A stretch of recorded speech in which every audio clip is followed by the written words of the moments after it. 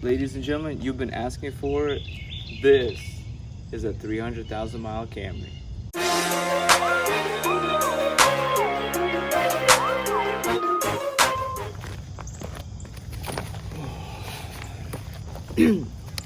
So where do I begin? Okay, so from 200,000 to 300,000 miles, I have already replaced the transmission, the driver's side front wheel hub, then the wheel speed sensor, the same wheel, and don't ask me why, it's a long story. Then I had to change the windshield.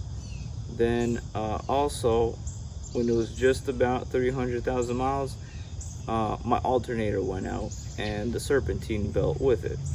And I'm going to show you a video right now of showing how it would sound like before the alternator went out, and then what it looks like afterwards.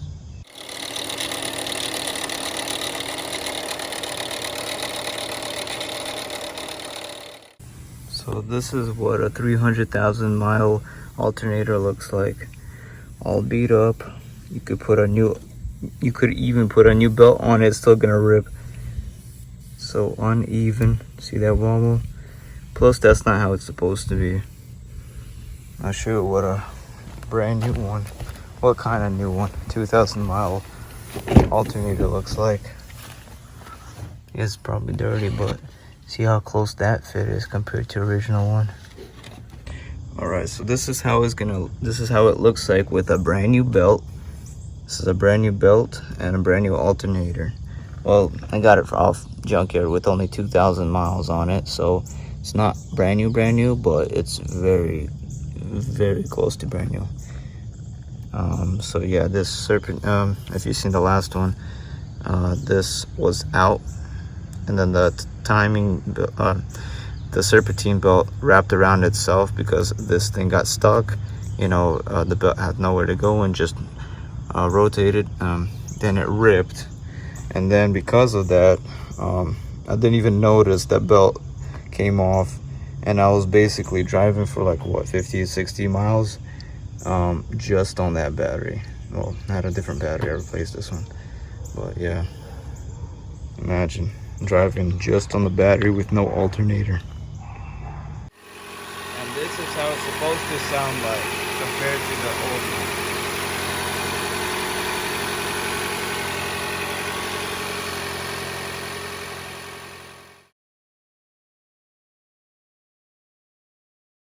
Alright, I want to show you guys something. So this is the back seat. So far, you know, the mats don't look too bad, right? You don't see anything, maybe just a little dirt, maybe needs a vacuum. But once you go underneath here, check that out. Look how damaged that is. That's from 8,000 people coming in and out, in and out. And funny thing is, when they come in, they already slip. Well, it might not be funny, you know, it might be it's not really painful either, but it just, the point is, when people come in, they slip right on the rug. At least they get in the seat faster. Now, these beautiful seats, as you can see, it's in great shape. I get so many people compliment how the interior is so nice and clean, and it looks like brand new, nothing wrong with the seats. I mean, of course, like, you might have your very little micro tears, you know, but other than that, like, they're really good seats. Really good seats. One of my pet peeves, if you will, is this interior. Now, this looks like mold, but at the same time, it could be just as if paint is just falling off of this. And I tried cleaning it with, you know, Clorox wipes and everything like that, what I use in the back seats to clean, you know, but it doesn't come off. I don't know what that is. Maybe it is just like a little paint coming off, but it looks more like mold than paint though. So I don't know, but I don't like it.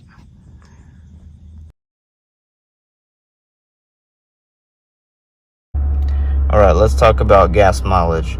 So on paper, this car is rated at 28 city and 40 miles on the highway, and honestly, that's what I'm getting.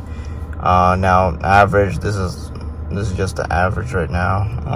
But got eco indicators and stuff, like tire pressure sensors and stuff.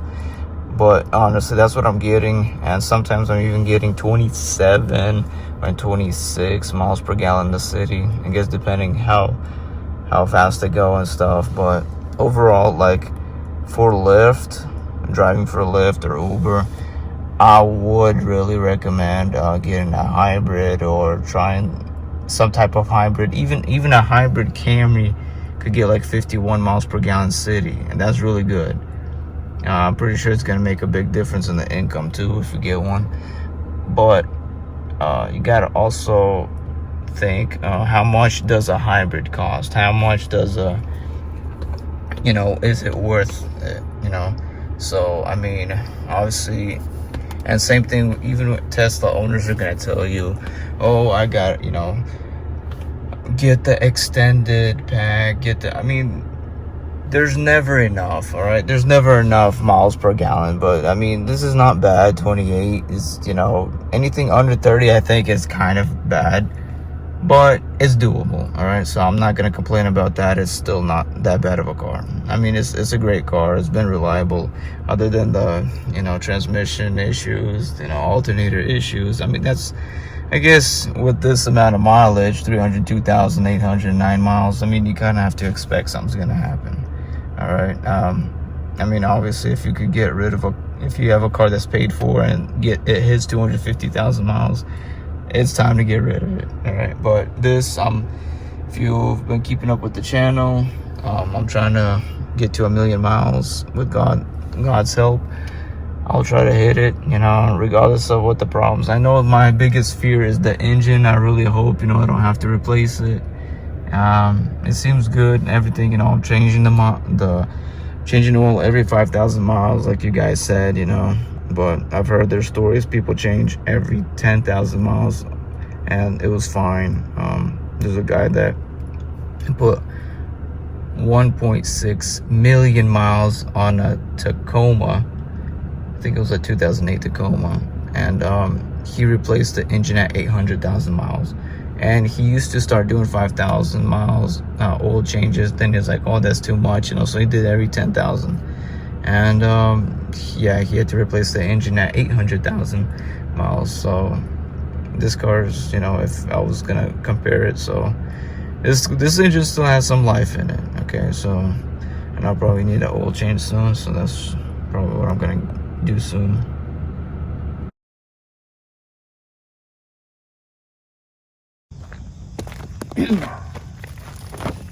Okay, so my final thoughts. Do I recommend the car? Yes, I recommend it. I mean, it's a Toyota. It gets me from point A to point B. Take care of it, it'll take care of you. Of course, now with any car, doesn't matter what car, you would always find something you don't like about it.